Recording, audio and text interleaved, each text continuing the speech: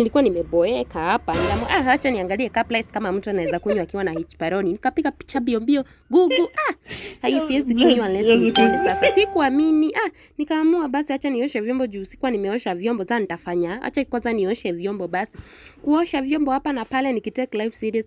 Nikaanza kuboeka. Nikaamua acha kwanza ni dance kidogo juu sasa nitafanya nini? Nimeboeka kudance hapa na pale kuzikwenda hata sijui kama nini ndo mimi huyo. Nikaona ni kama ninachoka kudance hivyo ni kuchukua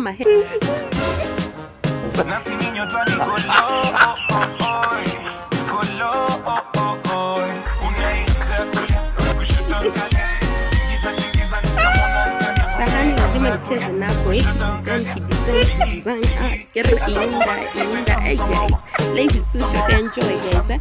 Kuzikwenda nikamaliza nikaamua acha ni watch TV bwana. Alafu sasa siamini Google unaweza niambia hivyo, yani leo sikunywi hiyo kitu ni sawa tu. Nikarudisha simu kwa moto, afya ni mzuri.